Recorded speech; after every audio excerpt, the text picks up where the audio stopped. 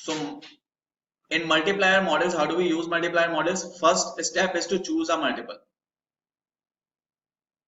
That what multiple will you actually want to use. So you can have P, price to sale, EV multiples, you can have price to book value, you can have EV to EBITDA, EV to EBIT. There are many multiples which you can use. So first step is that you choose a multiple, and generally most chosen one or the most commonly used one is price to earnings ratio. How do we use it? So once you have chosen a multiple, you say that this is the multiple that I will use for valuation. This is the correct multiple. Then next step is that you choose a benchmark. So for example, you should decide what the multiple should be. Should it be 10 times? Should it be 20 times? Should it be 30 times? What the true multiple should be.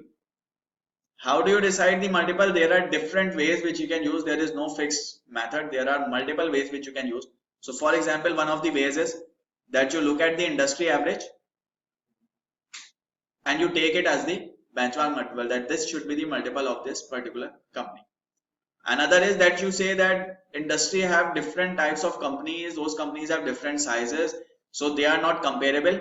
I will choose one comparable, which is the direct comparable or direct competitor, and I will use its multiple as to value this particular firm.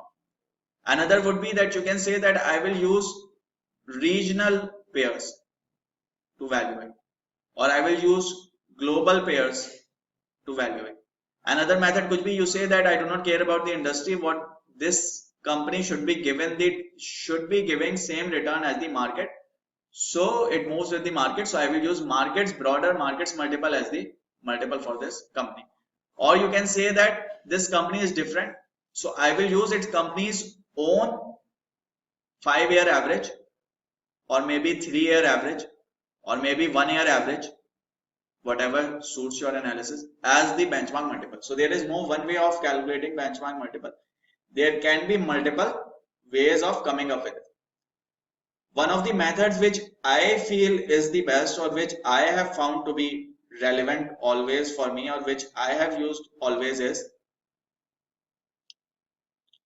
that I think that that is again my personal opinion. So I think that using any of these multiples is not the right approach, because for example, if you are using industry average, maybe this company is better than industry and so it should trade at a premium.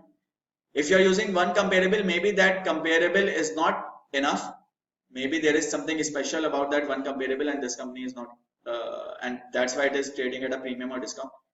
Regional pairs might not be the same as or regional markets might not be the same as local market, and that's why overall maybe valuations can be higher or lower. Market might not be the representative of that particular company. Own past average might not be relevant, why maybe things have changed.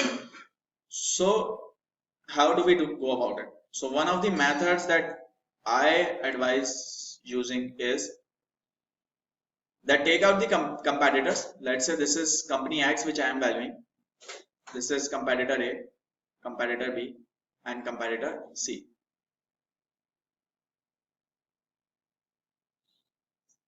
Find out the historical multiples for this X. Let's say 1 year, past 1 year multiples, or past 2 year, past 5 year. So you will get a series of P's for past 2 year, past 5 year, past 1 year, whatever. And find out the same for these. Take average of competitors maybe. So you will have an past average. So this is how industry has traded over the past, and this is how company has traded over the past.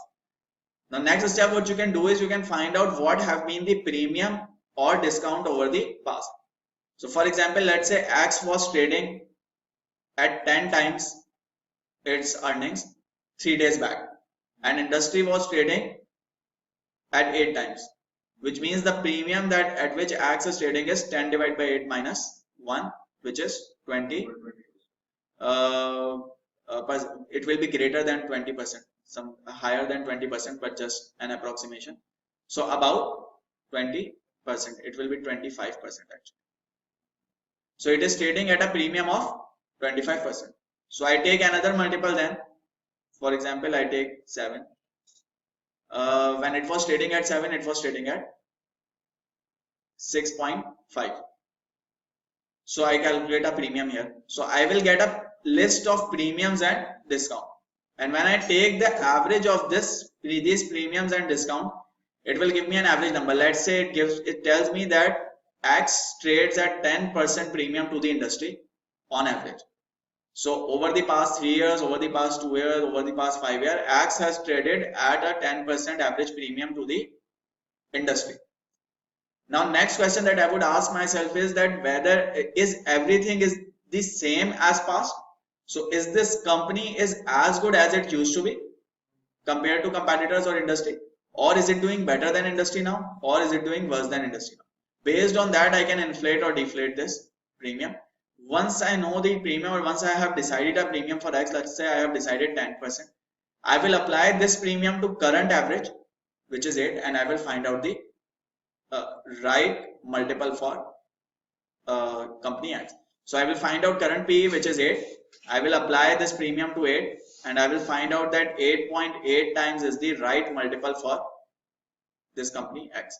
And then maybe I can evaluate using that. So it is currently trading at 10, so I would find it as overvalued. So instead of looking at just the numbers, it is better to find out what has been the trend or relation in the past. So until and unless you know the relationship of past, you cannot forecast future. Making sense?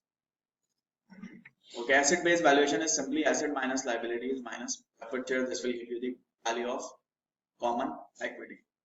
So nothing more rocket science into it.